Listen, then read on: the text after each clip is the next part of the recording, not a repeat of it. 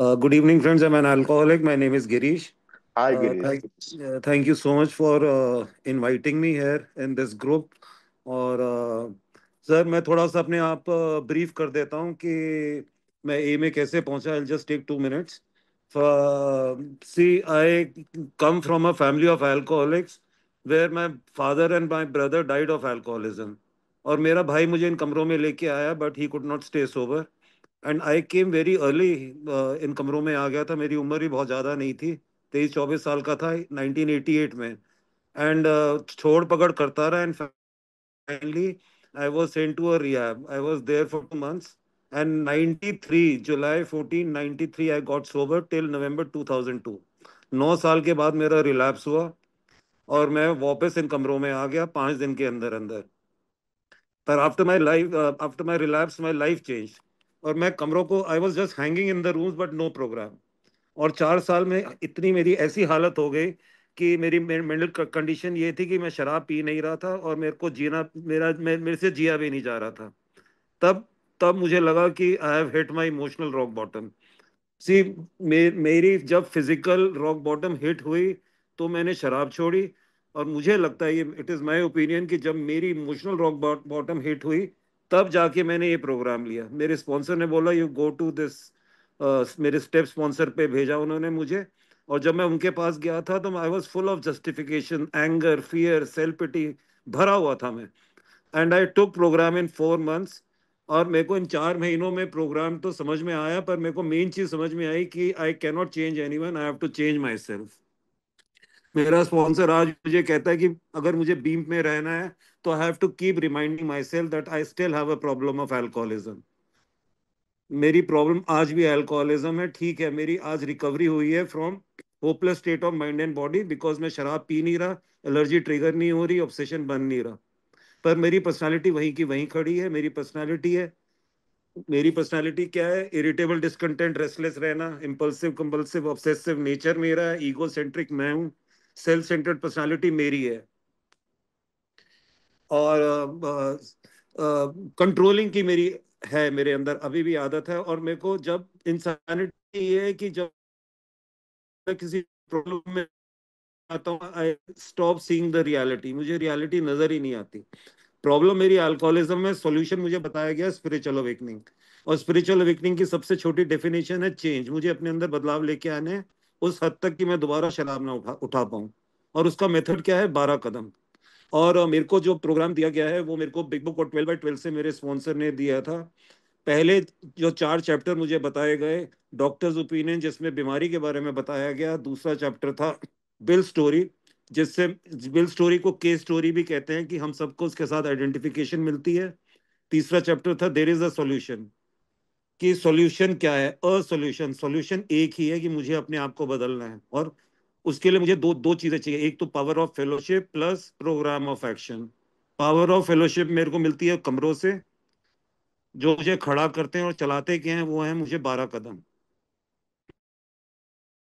बाद चैप्टर था more about alcoholism, मतलब कुछ सच्चाइयां और शराबीपन के बारे में. और वो ये थी कि जिम की स्टोरी थी, फ्रेड की स्टोरी थी. एक था जिसने 25 साल के बाद शराब उठाई, वो 4 साल में मर गया. Once an alcoholic always an alcoholic.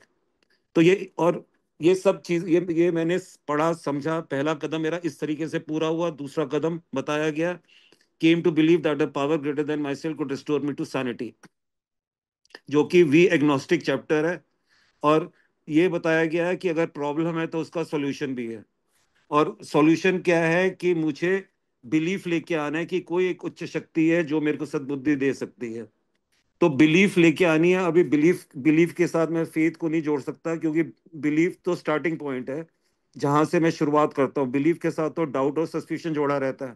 पर अगर देखा जाए तो ये प्रोग्राम विलिंगनेस से शुरू होता है. Willingness, belief, decision, action, results, and then faith.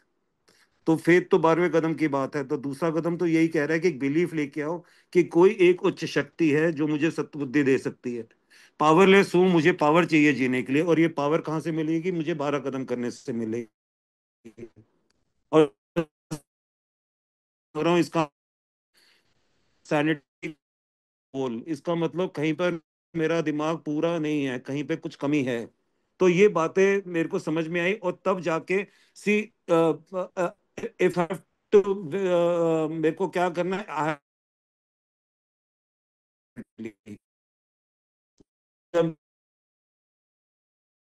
differently, I decide differently. When I Girish decide भाई differently, I आपकी, choose differently. Sorry And when Girish I भाई, choose, ये पूरा प्रोसेस है, और हम पांचवा जो चैप्टर कर रहे हैं। जी भाई। हेलो, हेलो, आपकी आवाज हेलो। ब्रेक हो रही है थोड़ा हाँ सा। जी सर, मैं तो आई डोंट नो, अब आ रही है जी, क्लियर आ रही है? हाँ बिल्कुल आ रही है।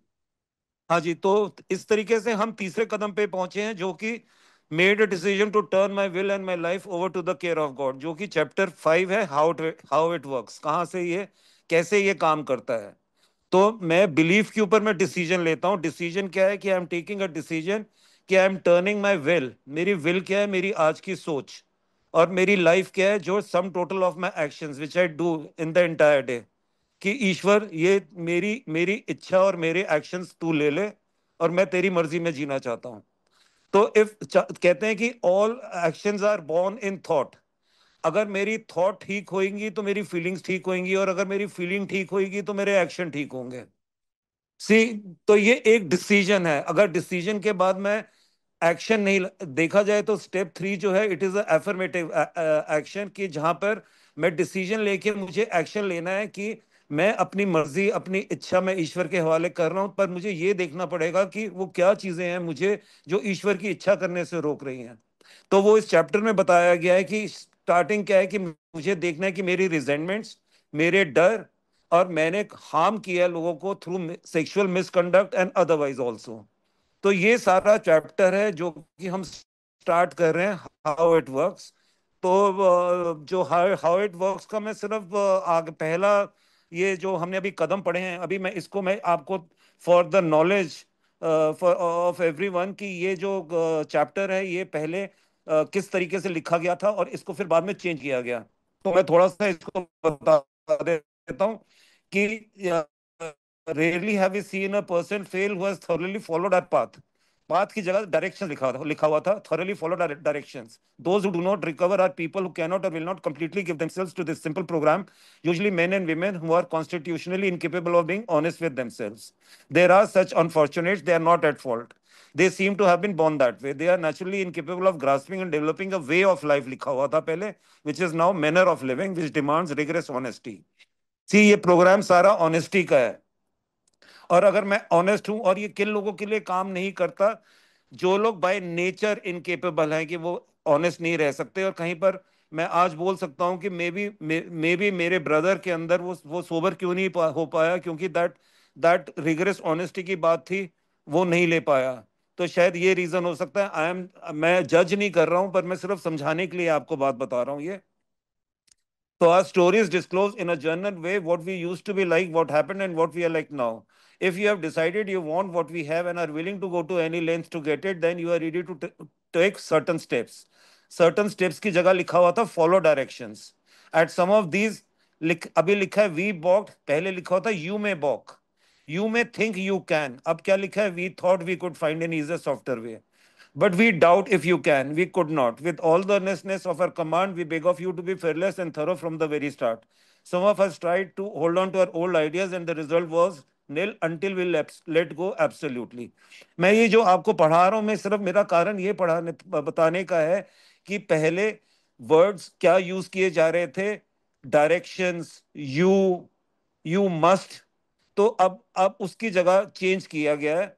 Remember that you are dealing, अब क्या है, यू आर डीलिंग की जगह आ गया we dealing with alcohol, cunning, baffling, powerful, without help it is too much for us की जगह पहले यू था।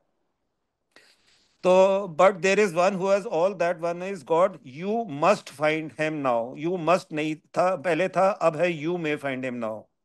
Half measures availed you nothing, कह रहे आधे अधूरे से काम नहीं बनने वाला। यू स्टैंड, यू की जगह वी आ गया, we stood at the turning point. तो पहला कदम इस तरीके से, पहले से 12 कदम, इसमें जो थोड़े से चेंजेस है, वी वर एंटायरली, जो 6 स्टेप, जो थर्ड स्टेप है, made a decision to turn our will and our lives over to the care and direction of God. और अब चेंज कर दिया गया है इसको, made a searching and fearless moral inventory of ourselves. छठे कदम पे था, वर एंटायरली विलिंग, अब है ready to have God remove all this defects of character. कहने का पॉइंट है ये जो चेंजेस आए हैं वो इसलिए आए थे क्योंकि बिल डब्ल्यू और बाकी के जो मेंबर्स थे उनके बीच में थोड़ा डिसएग्रीमेंट था कि आप ये यू और ये मस्ट और ये डायरेक्शंस मत लिखो।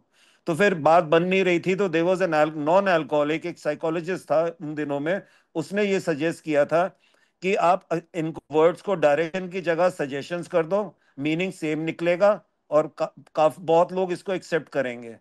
और जहां जहां पे आप यू कर रहे हो वहां पर आप इसको चेंज करके वी कर दो, आपको तब भी मैसेज अक्रॉस सेम ही होगा। और जहां लिखा हुआ है मस्ट चेंज, तो उसकी जगह ऑट, ऑट, तो it will be more acceptable. कहने का पॉइंट ये है कि ये इस तरीके से ये मैन्युस्क्रिप्ट जो आधे घंटे में ये चैप्टर लिखा गया था, जब बिल डब्ल्यू अपने कमरे में बैठा हुआ था और उसको लगा कि जैसे पेंसिल के अपना ईश्वर है वो अपने आप चालू हो गया। And believe me friends, what I have heard is कि it is one of the most beautiful chapters which has been written in history. And अगर देखा जाए तो 14 जो अमेरिका की 14 जो मेन किताबें हैं उनमें से ये एक ही जो ये अल्कोहलिक्स अनोनिमस की बुक है उनमें से एक है। और अब आ जाते हैं, हम बात करते हैं स्टेप 3 की कि हम देखा जाए तो हम क्या कर रहे हैं। यहाँ पर लिखा है कि हम अपने आप को we are trying to make our self better. और अगर मुझे अपने आप को बेटर करना है तो मुझे ईश्वर की मदद लेनी है। और उसके लिए सबसे पहले मुझे क्या करना है? First of all we have to quit playing God. ये चीज मुझे समझनी है। यहां पर बिल डब्ल्यू ने 12/12 में और इस चैप्टर में बड़े अच्छे से लिखा है कि there are two kinds of will, एक तो ह्यूमन विल और एक गॉड्स विल। कहते हैं किसी किसी जानवर को या no any living thing on earth has this will. ये जो हमें सेल्फ विल दी गई है ये हमें ईश्वर ने दी है। और बिल डब्ल्यू ने इसको बड़े अच्छे से डिफाइन भी किया है कि जब उसने 12/12 में ये स्टेप 4 लिखा था, तो बिल डब्ल्यू ने बताया कि कैसे नेचर ने हमें बेसिक इंस्टिंक्ट्स दिए हैं जो हमें एनिमल से सेपरेट करते हैं। और ये जो इंस्टिंक्ट्स हैं ये together we refer them as self will. और ये जो इंस्टिंक्ट्स हैं ये श्योरली ये गॉड गिवन है और ये हमारे जरूरी है हमारे एग्जिस्टेंस के लिए। But being an alcoholic I have miss use these instincts और ये आउट ऑफ कंट्रोल हो गया। देखा जाए तो ये जो इंस्टिंक्ट्स हैं they are not bad in itself, but just when they are out of proportion और मिसयूज्ड। और अगर मैं इंस्टिंक्ट्स की बात करूं तो ये कहां पर है, तो मैं आपको बताना चाहूंगा कि ये स्टेप, अगर आप पेज नंबर 65 खोलोगे, हाउ इट वर्क्स इंग्लिश में, तो सेकंड पैराग्राफ है, on a grudge list we set opposite each name our injuries, was it our self esteem, our security, our ambition, our personal or sex relation which had been interfered with? तो ये जो instincts हैं, अगर इनको मैं ज्यादा easy करके बताऊं तो ये जो basic instincts of life which create self will, वो क्या है? पहली है सेल्फ एस्टीम, दूसरी है पर्सनल रिलेशन, तीसरी है मेरा सिक्योरिटी इंस्टिंक्ट जिसमें इमोशनल सिक्योरिटी, सोशल सिक्योरिटी और मटेरियल सिक्योरिटी आ जाती है, छठा है सेक्स इंस्टिंक्ट और सातवां है एम्बिशन। अगर मैं पहले लूँ सेल्फ एस्टीम को, सेल्फ एस्टीम का क्या मतलब है कि what we think of ourselves, high और लो, या तो मैं अपने आप को बहुत ऊंचा समझता हूँ या मैं अपने आप को बहुत नीचा समझता हूँ। पर्सनल रिलेशंस हमें ईश्वर ने दिए हैं, our relationship with another human being and the world around us. Emotional security भी हमें ईश्वर ने दी है और ये नीड पे डिपेंड करती है कि कुछ लोग कुछ कभी तो मैं लोगों पे डोमिनेट करने हो जाता हूँ, और या कभी मैं लोगों के ऊपर ओवर डिपेंडेंट हो जाता हूँ, या तो मैं कंट्रोल करने लग जाता हूँ या मैं ओवर डिपेंडेंट हो जाता हूँ। मेरी इमोशनल सिक्योरिटी भी हिली हुई है। सोशल सिक्योरिटी, सोशल सिक्योरिटी का मतलब है वांटेड टू बिलोंग और to be accepted and living by society norms, कि भैया अगर मैं इंडिया में पैदा हुआ हूँ, अगर मैं हिंदू हूँ, पंजाबी फैमिली से हूँ, तो मेरा भी समाज है और इस समाज के अकॉर्डिंगली मुझे जीना है। मटेरियल सिक्योरिटी, मटेरियल सिक्योरिटी को आप ले लो कि रोटी कपड़ा और मकान, wanting money, building, property, clothing etcetera to secure. पर क्या है, मैं मटेरियल सिक्योरिटी के आगे इतना भागता हूँ कि मैं बाकी इंस्टिंक्ट्स को बिल्कुल पीछे रखता हूँ। सेक्स इंस्टिंक्ट्स, सेक्स इंस्टिंक्ट्स दो दो तरह के हैं, एक है एक्सेप्टेबल, एक है हिडन। सेक्स इंस्टिंक्ट्स में पहला है our sex life as accepted by society, God principle और आर ओन प्रिंसिपल्स। और हिडन है जो मेरी सेक्स लाइफ है which is contrary to society या गॉड प्रिंसिपल्स या मेरे अपने प्रिंसिपल्स पे। और सातवां है ambition, our plans for future किसी भी चीज को लेके मेरी एम्बिशन हो सकती है, चाहे वो पावर को लेके हो, रिकग्निशन के लिए, प्रेस्टीज या मटेरियल या वेल्थ, एनीथिंग। तो मैंने आपको बताया ना कि बिल डब्ल्यू ने हमें बताया कि वो क्या चीजें हैं हमें, जो हमें ईश्वर की मर्जी करने से रोक रही थी। और वो तीन चीजें क्या निकली? Resentment, fears and my harm done to through others, through sex conduct, and through other things which I have harm people. और अगर मुझे कैसे पता चलेगा, यहाँ पर बताया कि selfishness and self centredness is the root of my trouble. Selfishness, self centredness, that is the root of a trouble, 62 page में। Driven by 100 forms of fear, self delusion, self seeking and self pity, we step on the toes of our fellows and they retaliate. Sometimes they hurt us seemingly without provocation, but invariably we find that at some time in the past we have made decision based on will self, which later placed us in a position to be hurt. तो कहने का मतलब ये है कि मेरी जो इच्छाएं हैं ना, मोर एंड मोर की, उससे मैं क्या करता हूं, फॉर मोर एंड मोर के चक्कर में आई स्टार्ट टेकिंग शॉर्टकट्स। कहाँ पे कहीं पे झूठ बोलता हूँ, या आई स्टार्ट कॉनिंग या मैनुपुलेटिंग। और जब मैं ये करता हूँ, then I step on other people's tools, और उनके लिए सफरिंग और पेन मैं लेके आता हूँ। और वो लोग जब रिटेलिएट करते हैं मेरे अगेंस्ट, फिर मैं पेन में आ जाता हूँ। तो मैं ये देखता हूँ कि ये सिचुएशन मेरे साथ हमेशा होती ही रही है। और अब समझ में आती है कि ये क्यों हो रही थी मेरे साथ। Because the root of my problem is my selfishness and my self centeredness। और मुझे कैसे पता चलेगा कि मैं एक सेल्फिश इंसान हूं और मैं यार सेल्फ सेंटर्ड इंसान हूं? अगर मैं खुंदकों से भरा हुआ हूं, I am mad at people, angry at people, if yes then I am operating on self will.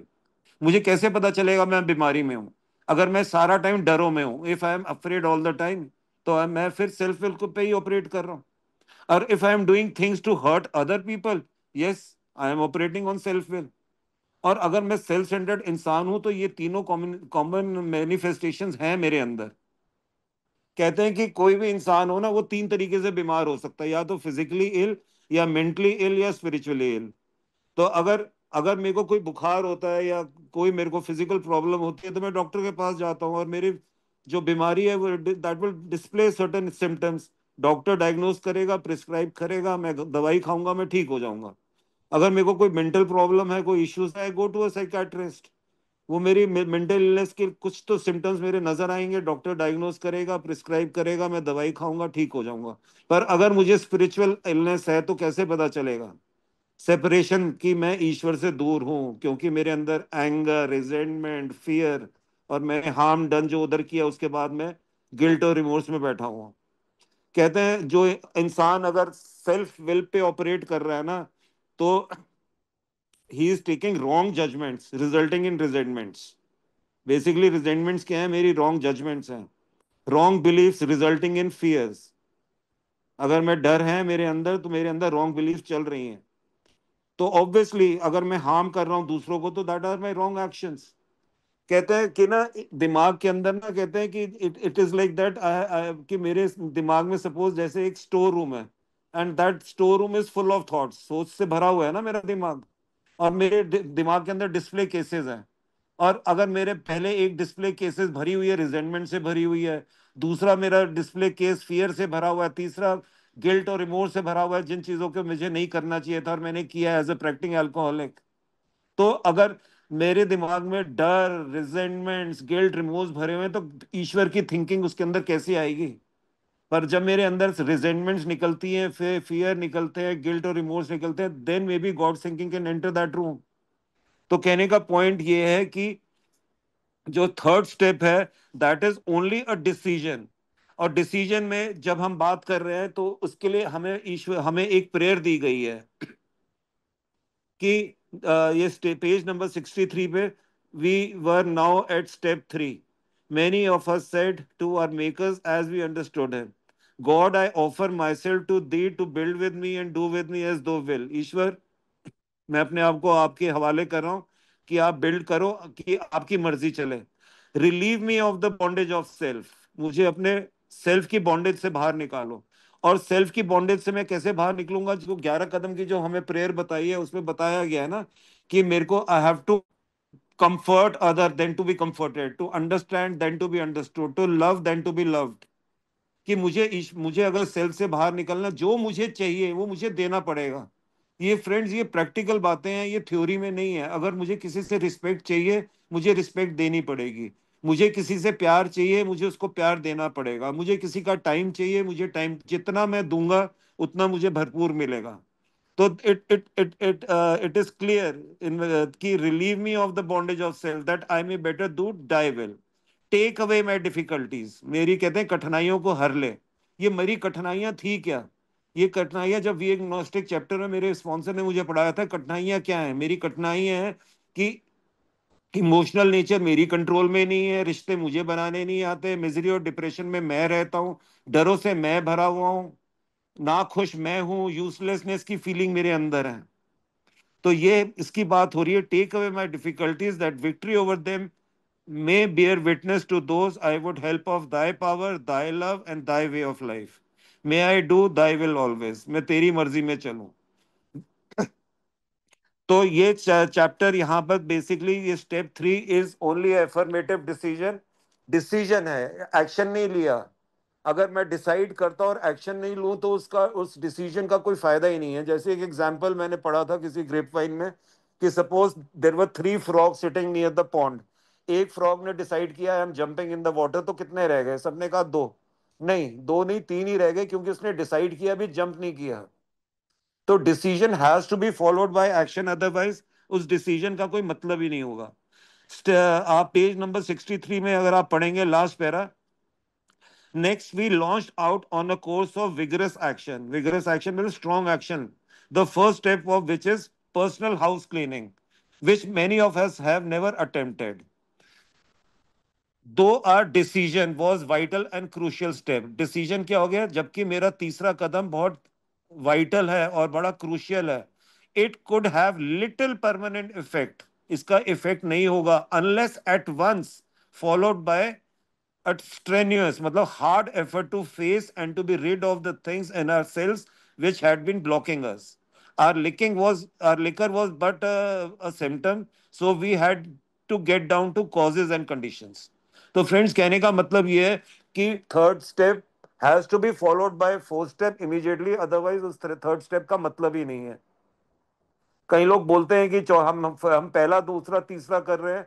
पहला दूसरा तीसरा करने का फायदा नहीं है, जब तीसरे कदम के बाद मैं अगर एक्शन ही नहीं ले रहा, तो उस, तो मैं तो आज भी सेल्फ विल चला रहा हूँ। और मैं क्योंकि सारी जिंदगी I have been self reliant, मैंने अपने दिमाग की सुनी है। मेरी एक और प्रॉब्लम है इज्म की, आई स्पॉन्सर माई सेल्फ। तो मेरे को सेल्फ रिलायंस से गॉड्स रिलायंस पे आना है। और गॉड्स पे रिलायंस पे आना है तो मेरे को देखना है ना कि वो क्या क्या चीजें हैं जो मुझे ईश्वर की मर्जी करने से रोक रही थी। और मैंने बताया उनकी मैनिफेस्टेशन निकली है, resentment, fears and sexual misconduct and harm done to others. तो मुझे यही चौथा चैप्टर, जो चौथा कदम की हम बात कर रहे हैं, made a searching fearless moral inventory of ourselves. तो made a searching fearless moral inventory of ourselves का क्या मतलब हुआ? सर्चिंग का मतलब हो गया फैक्ट फाइंडिंग, फियरलेस का मतलब हो गया फैक्ट फेसिंग, मॉरल का मतलब ट्रुथफुल। यहां पर हम इन्वेंट्री ले रहे हैं आवरसेल्व्स की। पर अगर सपोज कि हम उसका एग्जाम्पल बिल डब्ल्यू ने बड़े अच्छे से आगे दिया है कि देयरफॉर, नेक्स्ट जो मैं आगे पढ़ रहा हूँ, page number 64, therefore we started upon a personal inventory that was step 4। A business which takes no regular inventory usually goes broke. तो भैया, जैसे एक कमर्शियल इन्वेंट्री, सपोज मेरी एक दुकान है मेरी, जिसमें मैं बेचता हूँ पर्सेस, बैग, शूज वगैरह। तो मुझे पीरियोडिकली फैक्ट्स फाइंड करने हैं ना, इन्वेंट्री लेनी है, फेस करना है, ट्रूथफुल इन्वेंट्री लेनी है, किस चीज की, स्टॉक की लेनी है।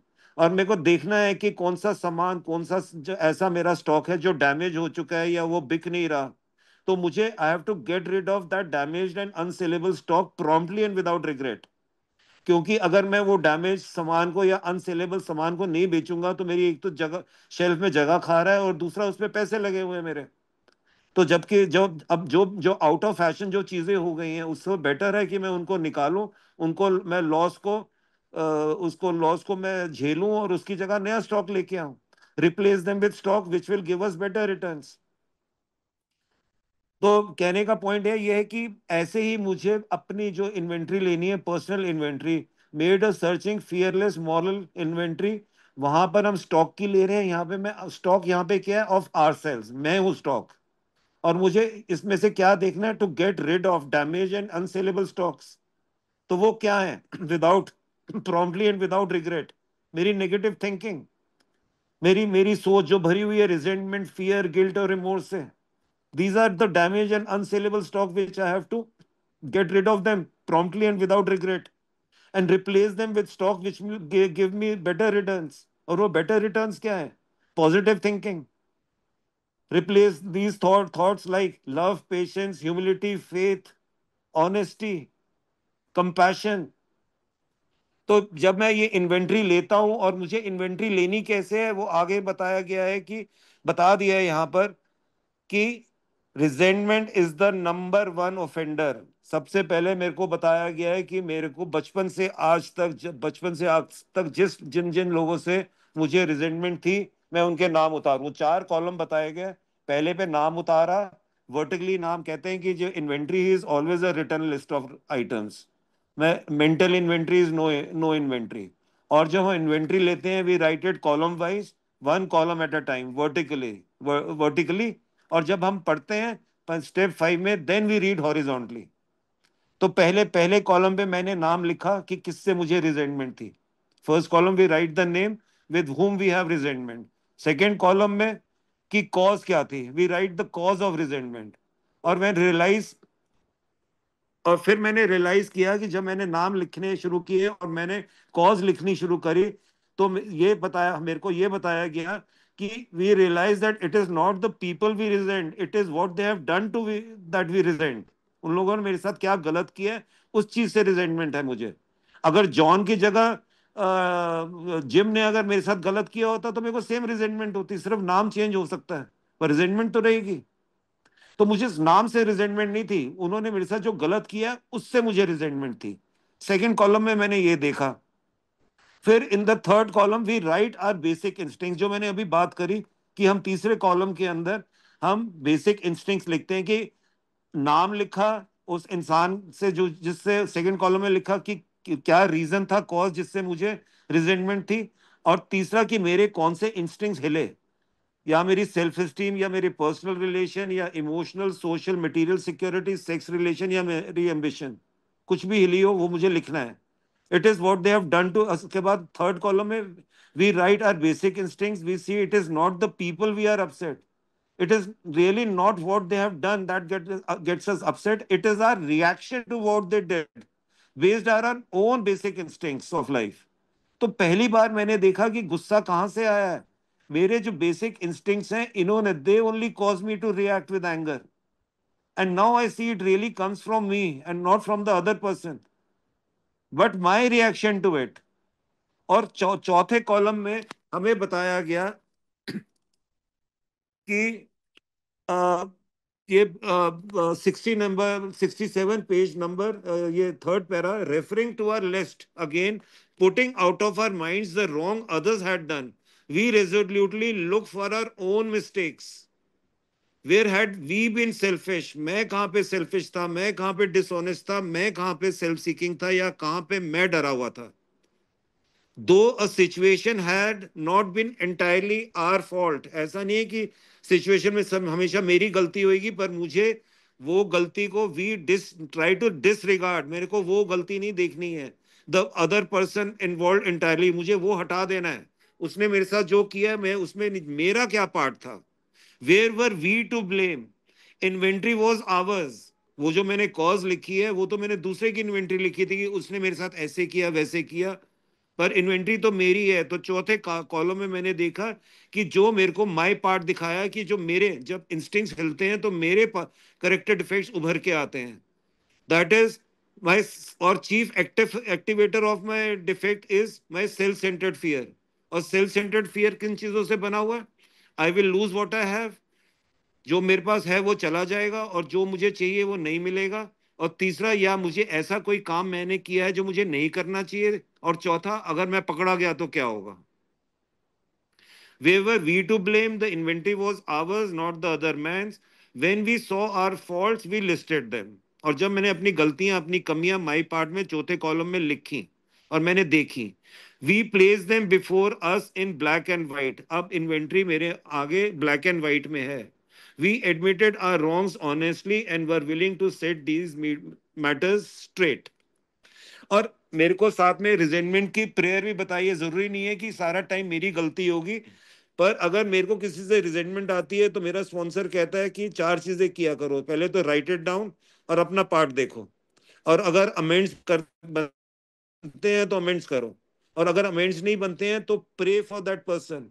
और स्टेप 4 की प्रेयर भी बड़ी अच्छी यहाँ पे दी है, पेज नंबर 67, पहला पैराग्राफ का लास्ट टू लाइंस, कि अगर मुझे किसी इंसान से बहुत ज्यादा रिजेंटमेंट आ रही है तो उसका नाम लेके बोलो कि this is a sick man, how can be an I be helpful to him, God save me from being angry, thy will be done.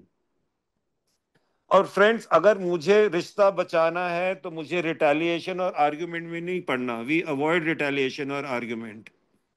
We don't treat sick people like that ना। तो मुझे देखना है इन सब चीजों को। और हर इंसान के अंदर अपने सेल्फ विल है। इट इज नॉट दैट कि हमेशा मेरी गलती है। People are also sick, maybe उनका इंस्टिंक्ट जो है वो आउट ऑफ कंट्रोल है, दे रिप मी अपार्ट या मेरे को हर्ट करते हैं। बट वो जब इस तरह से करते हैं, that is wrong on their part, that is not resentment. ये रिजेंटमेंट जब मैं बार बार दिमाग में अंदर रीप्ले करता हूं तो मैं उसको रिजेंटमेंट बनाता हूं मैं। और मैं जब ज्यादा रिजेंटमेंट में आता हूं और जब मैं डीप रिजेंटमेंट में आ जाता हूं तो फिर मेरे को सेल्फ रिजेंटमेंट शुरू हो जाती है, which is self pity. And कहते हैं we alcoholics as it is we love self pity. तो हमें बताया गया है कि we cannot keep resentments whether justified और अनजस्टिफाइड। कुछ रिजेंटमेंट्स ऐसी भी दी होंगी जिसमें मैंने कुछ नहीं किया, it happened when I was a kid growing up, पर मैं आज भी वो रिजेंटमेंट को कैरी कर रहा हूँ। तो I have to get rid of it as now that I am grown up and matured, और मेरे को अब इसको लेट गो करना है। मैं दोबारा शराब नहीं पीना चाहता। ये पास्ट था and I cannot change the past. It does not make any sense कि what other person did to us in the past continue to hurt us today. और ऐसा नहीं है कि I will be 100% resentment free. कहते हैं resentments can be useful if use correctly, क्योंकि resentments से की वजह से it makes us competitive also. जैसे कि अगर मेरे मेरे पड़ोसी ने घर अपना अच्छा बना लिया और वाइट वॉश कराया उसने, और मैं जाके अपने बाहर बैल्कनी में बैठा हूं, मैं देख रहा हूँ उसका घर इतना सुंदर बना हुआ है, इतना चमक रहा है, तो मैं रिजेंटफुल हो रहा हूँ। तो अगर रिजेंटफुल होने से बेटर है ना कि मैं भी वाइट वॉश करा लूँ अपना घर। तो it makes me competitive. I will never be free from resentment, but कहते हैं कि resentment is a number one offender. ये मुझे शराब पिला सकती है दोबारा। मैंने बताया ना, एंगर और ये रिजेंटमेंट्स मेरे लिए नहीं है, these are dubious luxury for normal people, but for us it is poison, it can kill us. और जब मैं रिजेंटमेंट की लिस्ट बनाई उसके बाद मेरे स्पॉन्सर ने मुझे बताया कि अब आप फियर की लिस्ट बनाओ। अब यहाँ पे फियर की हम बात कर रहे हैं, page number 67, last paragraph. Notice that the word fear is bracketed alongside the difficulties of Mr. Brown and Mrs. Jones, the employer and the wife। ये एग्जाम्पल दिया गया है पेज नंबर 65 में, कि इसमें तीन तीन कॉलम बनाए हुए हैं। आई एम रिजेंटफुल, कॉज, और मेरे अफेक्ट्स माई इंस्टिंक्ट्स, कौन से मेरे इंस्टिंक्ट्स हिले। मिसेस ब्राउन से मुझे रिजेंटमेंट है, कॉज क्या है कि his attention to my wife. दूसरा, told my wife about my mistress, brown में get my job at the office. तो अगर मेरी वाइफ को अटेंशन दे रहा है तो मेरा कौन सा इंस्टिंक्ट हिला, मेरे सेक्स रिलेशन हिले, मेरी सेल्फ एस्टीम हिली। अगर वो मेरी वाइफ को मेरी मिस्ट्रेस के बारे में बता देगा तब भी मेरी सेल्फ एस्टीम हिलेगी, मेरे सेक्स रिलेशन हिलेंगे मेरे। और अगर जॉब अगर मेरी वो ले लेगा तो मेरी मटेरियल सिक्योरिटी हिल रही है, सोशल सिक्योरिटी हिल रही है, और मेरी सेल्फ एस्टीम हिल रही है। और साथ में, इसके साथ साथ में, अगर आप में देखोगे तो ब्रैकेट्स में फियर फियर फियर लिखा हुआ है। और मैंने आपको बताया ना कि chief activator of my defects is my self centred fear. I will loose what I have, I will not gate what I want. और चौथा कॉलम से पेज नंबर 67 में मैंने आपको समझा दिया कि मेरे को ये देखना पड़ेगा कहाँ पे मैं सेल्फिश था, कहाँ पे मैं डिसऑनेस्ट था, कहाँ पे मैं सेल्फ सीकिंग था, कहाँ पे मैं फ्राइटफुल था। तो इस तरीके से ये चौथा का कॉलम, और ये चौथा कॉलम जो है, ये इसके ऊपर मुझे मुझे लगता था कि प्रॉब्लम बाहर से अंदर है, कि इस इंसान ने मुझे ऐसे बोला इसलिए मुझे रिजेंटमेंट आ रही है। पर अब मुझे पता चलता है कि problem is from inside outside. Because problem तो मेरे अंदर है, सेल्फ सेंटर्ड फियर से तो मैं भरा हुआ हूँ, ईगो मेरे अंदर है, एंगर मेरे अंदर है, लस्ट मेरे अंदर है, jealousy, greed, gluttony, dishonesty, inconsiderate मैं हूं। पर अगर मैं अपने इन चार कॉलम, चौथे कॉलम पे मैं काम करने लग जाऊंगा, तो जो मेरे इंस्टिंक्ट्स हैं वो ऑटोमेटिकली बैलेंस में आ जाएंगे, जो आउट ऑफ कंट्रोल हुए हैं, जिनकी ट्यूनिंग खराब हुई हुई है। तो अगर मैं अपने अपने पार्ट पे काम करता हूँ, अपने चौथे कॉलम पे काम करता हूँ, तो मेरे इंस्टिंक्ट्स अपने आप बैलेंस में आ जाएंगे। और फिर मेरे को रिजेंटमेंट, और जब मैंने रिजेंटमेंट की लिस्ट बनाई थी, तो फ्रेंड्स बिलीव करना कि मतलब 90% ऑफ माई रिजेंटमेंट्स तो मेरी मेरी अपनी बनाई हुई थी, मुझे अपना पार्टी नजर आ गया।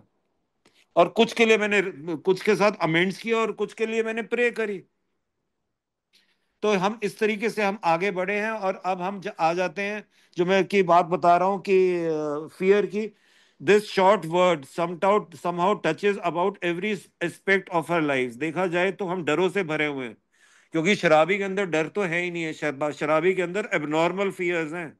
It was an evil and corroding thread, the fabric of our existence was shot through with it। तो जो मेरी जिंदगी है ना, वो डरों से बुनी हुई है। It set in motion trains of circumstances which brought us misfortune we felt we didn't deserve. But did we ourselves set the ball rolling? Sometimes we think fear ought to be classified with stealing. It seems to cause more trouble। और मैं डरा हुआ इंसान इतना हूं कि जैसे मैं चोर हूं, मैं डरता ऐसे हूं जैसे मैं चोर हूं। We reviewed our fears thoroughly। मैंने अपने फियर्स को थॉरली रिव्यू किया, हमने उसको पेपर में भी put them on paper. Even we had no resentment in connection with them, we ask ourselves why we had them. ये मुझे डर क्यों है? Was it because wasn't it because self reliance failed us? क्योंकि self Reliance, मैं self will में चला और मैं फेल हुआ ना, तभी तो मैं डरों के अंदर हूं। मैंने अपने दिमाग की सुनी। Self reliance was good as far as it went, but it did not go far enough. Some of us once had great self confidence, but it didn't fully solve the fear problem or any other. When it became made us cocky, it was worse. तो अब मुझे डरों के लिए क्या करना है वो मुझे बताया गया। Now there is a better basis. पुराने बेसिस पे मुझे बताया गया ना कि मेरे को पुराने बेसिस पे मैं नहीं जी पा रहा, मुझे अपने आप को चेंज करना है। और मुझे चेंज करना है तो डॉक्टर कार्ल जुंग ने बताया ना कि मुझे अपने पुराने आइडियाज, इमोशंस और एटीट्यूड्स को अब खिड़की से बाहर फेंकना है। उसकी जगह मुझे नए आइडियाज, इमोशंस और एटीट्यूड्स लेके आने हैं। तो अब now that we are on different basis, और वो बेसिस क्या है? The basis of trusting and relying upon God. आज तक मैं सेल्फ रिलायंट था, अपनी दिमाग की सुन रहा था। और अब मेरे को क्या बताया नए बेसिस पे क्या है? The basis of trust. मुझे ट्रस्ट किस पे करना है? ईश्वर के ऊपर करना है। रिलाई किसके ऊपर करना है? ईश्वर पे करना है। We trust infinite God rather than our finite selves. ईश्वर की सोच अनलिमिटेड है, मेरी सोच तो बहुत लिमिटेड है। ये फेथ का क्या मतलब है? फेथ का मतलब है ना कि there is some entity beyond us which is controlling our existence right from birth to death, and we have to play the role accordingly। तो मुझे ईश्वर, और ईश्वर की क्योंकि जो फेथ फेथ की हम बात करते हैं, कहते हैं faith has no logic, faith is higher reason. Because we have a limited, मेरी जो जो देखने की या समझने की क्षमता लिमिटेड है ना। I can't see the future because I am part of it. तो देखा जाए तो फेथ का अगर मुझे फेथ है, then I have to give my 100% ना, because I know God is there, he is taking care of me, he will do it. अगर और फेथ साथ में क्या, फेथ का मतलब जो, because we are doing a spiritual programme, हमें सीधा फेथ के बारे में अगर हम हमें बताया क्या गया है कि God is not a punishing God, God is mercy.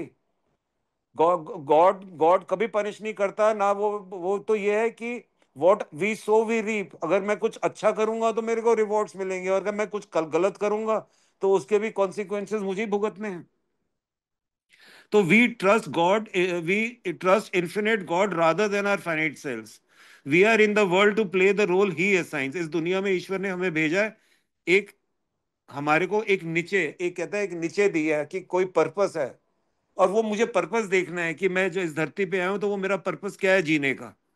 We are in the world to play the role he assigns, just to the extent we do as we think he would have us. मैं ईश्वर क्या चाहता है मैं वो करूं and humbly rely on him, और उसके ऊपर मैं रिलाई करूं. तो does he enable us to match calamity with serenity. कितनी भी प्रॉब्लम्स आएगी, कितनी भी पेन आएगी, तो मैं सेरेनिटी से झेल जाऊंगा अगर मैं ईश्वर की मर्जी पे चलता हूं तो. We never apologise to anyone for depending on our creator. We can laugh at those who think spirituality the way of weakness. और मुझे, अगर ईश्वर में मैं विश्वास कर रहा हूं तो मुझे शर्मिंदा नहीं होना पड़ेगा. पहले मुझे क्या लगता था कि स्पिरिचुअलिटी तो वीकनेस है, पर ये तो स्ट्रेंथ है. Paradoxically it is the way of strength. The verdict of the ages is that faith means courage. Faith का क्या मतलब है? करेज. अगर मैं डरों में भरा हुआ हूं तो डर डर का ऑपोजिट क्या है? फियर का ऑपोजिट क्या है? फेथ. और हमें बताया गया है faith without work is dead. तो फेथ के लिए अगर मेरे अंदर डर आ रहे हैं तो उसका ऑपोजिट मुझे उस डरों से कैसे निकलना है? करेज के साथ राइट एक्शन लेना है और रिजल्ट्स ईश्वर के ऊपर छोड़ने हैं. तो verdict of the ages is that faith means courage. All men of faith have courage. They trust their God. We never apologize for God. Instead, we let him demonstrate through us what he can do. We ask him to remove our fear and direct our attention to what he would have us be. तो मुझे ईश्वर से क्या मांगना है? कि ईश्वर मुझे आपकी मर्जी पे चलना है, और मुझे उसकी ईश्वर में मैं सारी जिंदगी सिंगल डायमेंशन में जिया हूं, मैंने अपने दिमाग की सुनी है. और अब पांचवें कदम में हमें क्या बताया गया है? कि admitted to God, to ourselves and to another human being the exact nature of our wrongs. तो वो सिंगल डायमेंशन से मुझे अब तीन डायमेंशन में जीना है. कि मेरा मेरा ईश्वर मुझसे क्या चाह रहा है, मेरा दिमाग क्या कह रहा है, और एक मैं किसी आदरणीय व्यक्ति, तीसरे इंसान से बात करूं कि वो मुझे सच्चाई दिखा सके. हमें बताया गया है कि self diagnosis is never objective. मैं अपनी बीमारी का खुद इलाज नहीं कर सकता. एक डॉक्टर अपनी बीमारी का खुद इलाज नहीं करता. एक वकील अपना केस खुद नहीं लड़ता. तो कहने का मतलब है कि अगर मेरे को दिखता है कि मैं डरों में बैठा हूं, मैं रिजेंटमेंट में बैठा हूं या गिल्ट में बैठा हूं, then I need to speak to my sponsor. Because अगर मैं किसी प्रॉब्लम में आता हूं, तो मैंने आपको बताया ना कि प्रॉब्लम में जब मैं आता हूं तो मुझे सच्चाई दिखनी बंद हो जाती है. Because I am so emotionally involve in the problem. पर जब मैं अपने स्पॉन्सर से बात करता हूं तो he can see, because he is an outside person, he is not part of the problem, and so he can see the reality. He is not emotionally involve. तो उनको तो रियलिटी साफ नजर आती है, तो वो मुझे सच्चाई दिखाते हैं. और साथ में एक चीज और भी मैं जोड़ना चाहता हूं कि ये परसेप्शन की बीमारी है. कि मुझे लोग बोलते कुछ है और मैं समझता कुछ हूं. तो मेरे को स्पॉन्सर चाहिए. I need to find a sponsor, and sponsor is that person who is ahead of the programme. वो मेरे से आगे है प्रोग्राम के अंदर. उसने स्टेप 4 5 6 7 8 9 किए हैं उसने. वो मुझे आगे लेके चल रहा है. उसके पास अपना एक्सपीरियंस है. और अगर मेरे पास स्पॉन्सर है तो I have to follow him blindly. तो कहने का पॉइंट ये है कि ईश्वर की मर्जी भी मुझे मुझे किसी की ईश्वर डायरेक्टली नहीं आएगा. ईश्वर की मर्जी भी मुझे, कहते हैं self will can not overcome self will. अगर मैं किसी तीसरे इंसान से अपनी प्रॉब्लम शेयर नहीं करूंगा तो मैं अपनी सेल्फ विल चलाता रहूंगा और मैं दे दूंगा नाम कि मैं तो ईश्वर की मर्जी में हूं. और अगर एक मर्जी नहीं चली तो मैं दूसरी मर्जी चलाऊंगा. तो कहते हैं self will can never overcome by self will. Self will can only overcome by God's will. भैया, और मुझे ये जो कहते हैं ना कि this spiritual programme is not a theory, we have to live it. और कई लोग मैंने सुना कि बोलते नहीं जी स्पिरिचुअल प्रोग्राम तो यही जगह है, पर we have to be very practical. But why can't we be practical in spirituality also? और इसका सीधा सा मतलब क्या है? सीधा सा मतलब यह है कि मैं प्रैक्टिकल लाइफ में, भाई अगर मेरी प्रॉब्लम है, अगर मेरी फाइनेंशियल प्रॉब्लम है या घर की प्रॉब्लम है या एक ही प्रॉब्लम है, कहीं भी यारी दोस्ती में, नेबर्स में या एम्प्लॉयर के साथ, कहीं भी मैं अपनी विल ईश्वर की मर्जी के साथ जोड़ के चल सकता हूं ना. तो इट इज वेरी प्रैक्टिकल. मुझे अपनी मर्जी ईश्वर की, मैं ईश्वर क्या चाहता है उसमें, मैं उस पर चलूं. And it is very practical. तो ये जो प्रेयर है फ्रेंड्स, इसमें ये जो दो तीन पैराग्राफ है, इसमें मैंने अपनी खुद खुद से प्रेयर बनाई हुई है फियर्स की. तो अगर आप चाहो तो ये दो पैराग्राफ, जो दो तीन पैराग्राफ दिए हैं, जहाँ पे लिखा है perhaps there is a better better way, और ये एंड में at once we commence to outgrow fear, इसमें से आप बना सकते हो आप। आगे क्या बोल रहे हैं? We never apologise to anyone for depending upon our creator, we laugh at those who think spirituality the way of weakness. Paradoxically, it is the way of strength. The verdict of the ages is that faith means courage. All men of faith have courage. They trust their God. अगर मेरे को faith है तो मेरे को, I know, I don't believe कि वो करेगा, मेरे को पता है वो करेगा, उसने पहले भी किया है, मेरे को अब भी करेगा। We never apologise for God. मुझे कभी रिग्रेट फील नहीं करे होना पड़ेगा ईश्वर के लिए। Instead we let him demonstrate through us. मेरे से ही तो डेमोन्स्ट्रेट थ्रू अस, वही तो बताएगा व्हाट ही कैन डू, कि मैं करेज के साथ राइट एक्शन लूं। We ask him to remove our fear and direct our attention to what he would have us be. वो मेरे से क्या करवाना चाहता है। At once we commence to outgrow fear.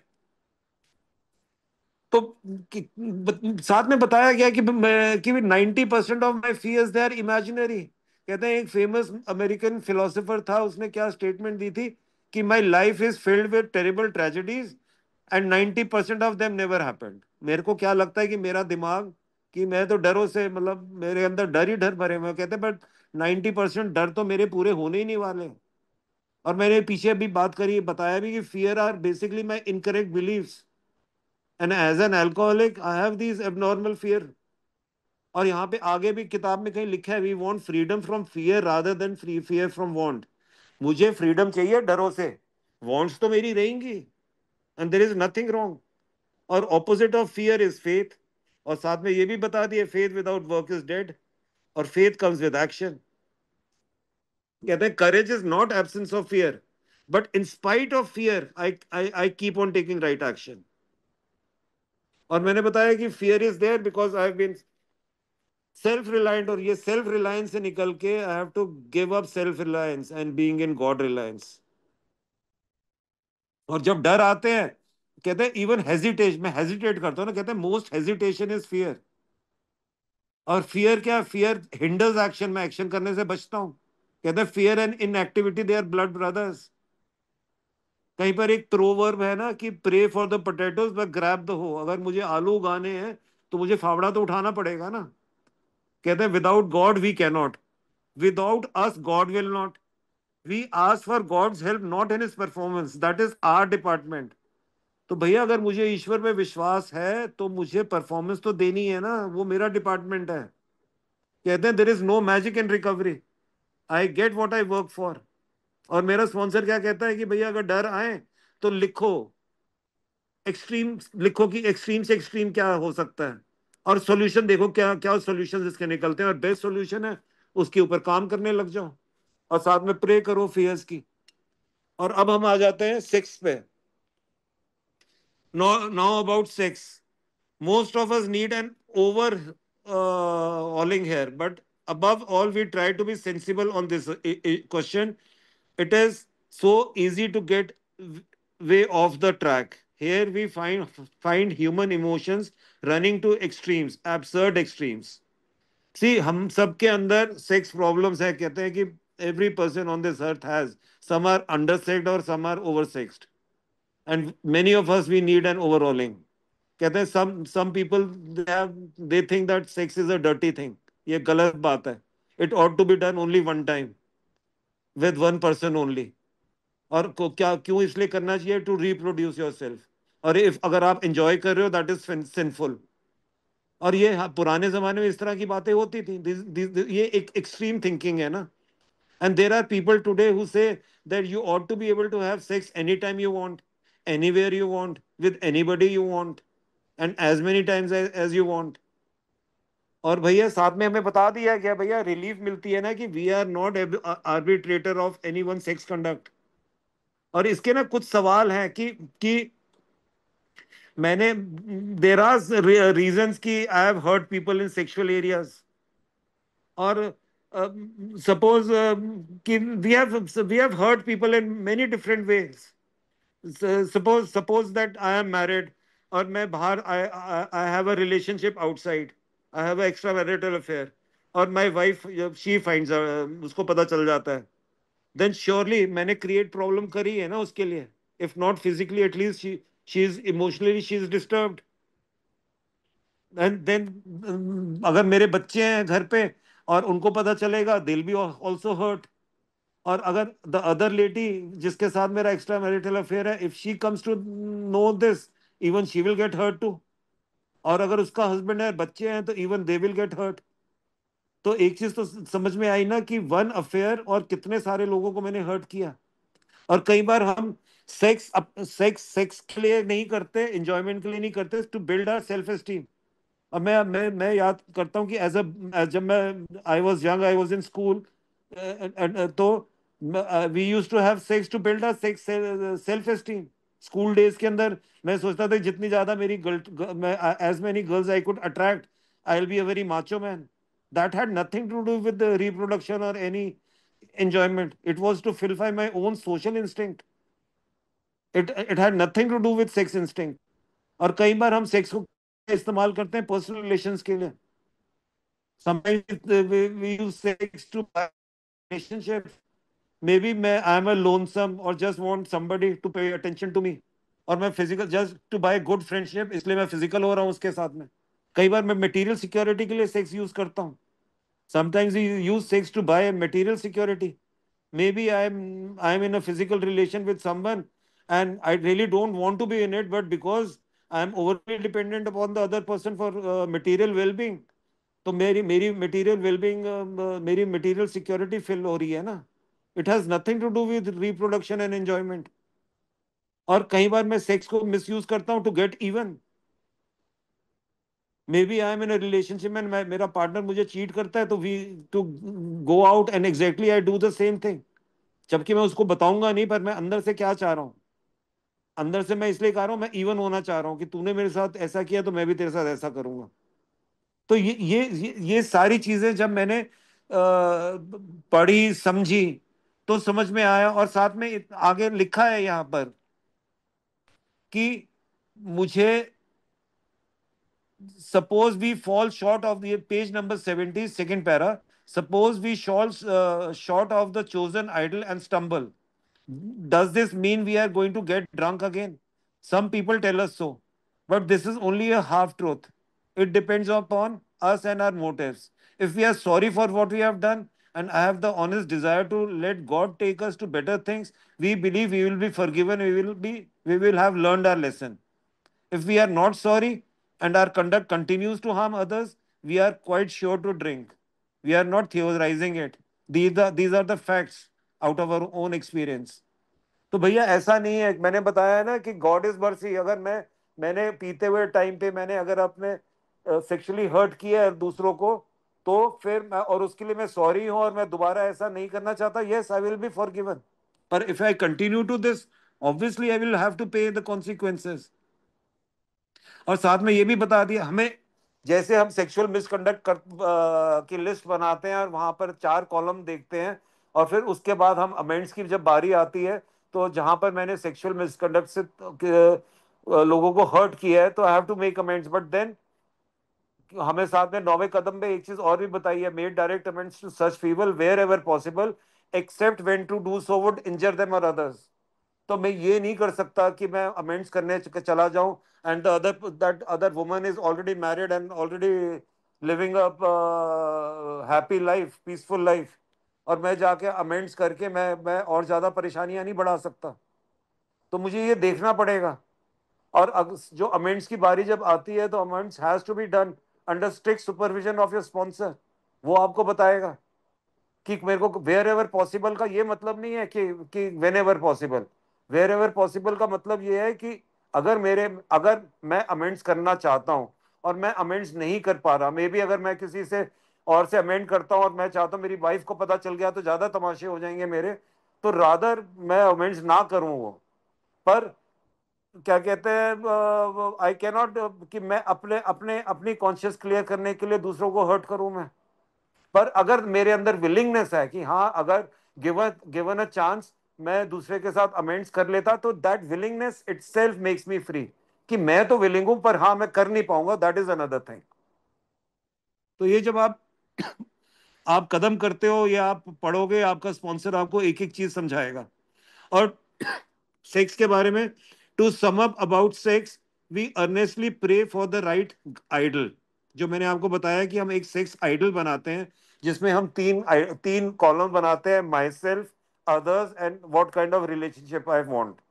My self में मैं ये कॉलम में लिखता हूँ कि मैं क्या अपने आप से चाहता हूँ, कि भाई I want to look good, I want to be hygienic, I want to look smart, I want to wear clean iron clothes, I want honesty, मैं ऑनेस्टी देना चाहता हूँ, मैं लविंग देना चाहता हूँ रिलेशनशिप में, मैं कंपैशन देना चाहता हूँ, मैं एक मैं आई वांट टू किसी एक का बन के रहना चाहता हूँ, मैं चीट नहीं करना चाहता हूँ। लिखता जाऊं जो जो चीज मैं अपने आप से चाहता हूँ। और फिर दूसरे कॉलम में मैं दूसरे से क्या चाहता हूँ, उसके फिजिकल एट्रीब्यूट्स कैसे हैं। अगर वो लड़की है तो वो कितना कैसी है, लंबे बाल है, शॉर्ट है, लंबी है। और अगर मैं नॉन अब्यूसिव चाहता हूँ रिलेशनशिप, तो वो दूसरी, मैं ऑब्वियसली मैं चाहूंगा कि नॉन अब्यूसिव हो। अगर मैं अपने लिए चाहता हूँ कि मैं लविंग रिलेशनशिप देना चाहता हूँ, तो मैं ये भी चाहूंगा कि दूसरा इंसान भी लविंग हो। अगर मैं कंपैशनेट, पैशन है मेरे अंदर, मैं चाहूंगा दूसरे के अंदर भी पैशन हो। तो जो जो चीज मैं अपने से चाहता हूँ वो मैं देखूंगा मैं दूसरे से क्या चाहता हूँ। और फिर तीसरा कॉलम की what kind of relationship I want, कि भाई इंटीग्रिटी होनी चाहिए, ऑनेस्टी होनी चाहिए रिलेशनशिप के, मोनोगमस होना चाहिए, पॉलीगैमस होना चाहिए, जो जो मैं चाहता हूँ। पूरा अपना सेक्स आइडल बनाओ, and then I start working on myself. Suppose I am not married and I start working on myself, तो वो जो दूसरा इंसान भी वैसे ही अट्रैक्ट होगा जैसा मैं हूं। And if I am married, I am already married, then also I start working on myself. तो मेरा पार्टनर अब जब मेरे अंदर चेंजेस देखेगा, तो धीरे धीरे उसके अंदर अपने आप चेंजेस आएंगे और मेरा एक आइडल रिलेशनशिप चल पाएगा। और अगर कहते हैं कि इसके आगे एक पैरा है: to sum up sex, we earnestly pray for the right ideal, for guidance in each questionable situation, for sanity and for the strength to do the right thing. If sex is troublesome, अगर मेरे को sex दुखी कर रहा है, मैं pen में हूं रिलेशनशिप के अंदर, तो we throw ourselves harder into helping others. तो मुझे अगर उस पेन से निकलना है, तो मेरे को दूसरों के ऊपर दूसरों के साथ काम करने लग जाऊं। If we think of their needs and work for them, मैं अपनी सेल्फ से निकलता हूं, मैं दूसरों की मदद करने लग जाता हूं। This takes us out of ourselves, तो मेरे को मेरी वो सेल्फ से निकाल देता है। It quietens the imperious urge when to yield would mean heartache। तो जब अगर मैं रिलेशनशिप में हूँ और मैं पेन में हूँ और मैं I am not able to take it, I am in anxiety, depression, pain, calamity, कुछ भी हो, तो मैं दूसरों की जब मदद करने लग जाता हूँ, तो कुछ टाइम के लिए मैं अपने सेल्फ से बाहर निकलता हूँ और मैं मेरी जो पेन है वो सबसाइड हो जाती है। और धीरे धीरे जब मैं दूसरों की मदद करने लग जाता हूँ, तो मैं ये देखता हूँ कि मैं फ्री हो जाता हूँ। कहते हैं सेल्फ सेंटर्ड पर्सन कौन होता है, कि who is always running on self will, और वो ईश्वर की मर्जी पे नहीं चल रहा होता, is not running on God's will. He is always mad as hell, हमेशा पागल रहेगा, मतलब गुस्से में। फिर damn him, damn her, by God मैं इसको बताऊंगा, I will show them, they can't treat me like this. कहते हैं selfish self centred person is always scared to death also, डरा हुआ इंसान भी होता है। क्योंकि सेल्फ इंसान जो होता है वो इमोशनली बड़ा सेंसिटिव होता है ना, he is concentrating on himself only. तो he is full of anxieties, fears, depression, distress, hopelessness. तो he is always scared to death. कह रहे can't depend on God, can't depend on other people. A selfish and self-centered person, in order to fill the basic instincts of life, are always overdoing and creating harms and hurting others. And then scared कि दूसरों को पता चल गया तो क्या होगा। और अगर हमारे अंदर ईश्वर है, कहते हैं कि if God dwells in each of us, we know the difference between right and wrong and guilt and remorse associated with these things। जो हमको खाती रहती है ना, गिल्ट और रिमोर्स तो मेरे को खाता रहता है। सी अब ना मेरे को ना कि आप लोगों ने ना रूल्स दे दिए हैं जीने के। क्या है ना कि जो जो रिलीजन है ना, वो भी रूल्स देती है जीने के, तो वो भी टूल्स देती है जीने के, पर उनको ये नहीं बताती कि हमको गेम कैसे खेलनी है। A has taught me how to play the game, and now I know how to play the game. I don't want to break the rules anymore. I don't hurt people, I am not scare to death, I am not filled with guilt and remorse. अगर मैं गलत कर नहीं रहा तो मैं ना गिल्टो में हूँ ना फियर में हूँ। अगर मैं पहले मेरे रिएक्शंस निकलते थे, और अगर मैं प्रोग्राम में हूँ तो मैं कोशिश करता हूँ कि भैया मैं रिएक्ट ना करके रादर मैं रिस्पॉन्ड करूँ। सारी जिंदगी में सब्जेक्टिवली जिया हूँ, और अब मुझे बताया कि मुझे ऑब्जेक्टिवली जीना है। और सब्जेक्टिवली नहीं जीने का मतलब है कि मैं आई मी माई सेल्फ में जिया हूं ना, सबसे पहले अपने बारे में, सेल्फ सेंटर्डनेस। और अब मुझे ऑब्जेक्टिवली जीना, ऑब्जेक्टिवली जीने का मतलब है यू देम देयर पे आना पड़ेगा मेरे को।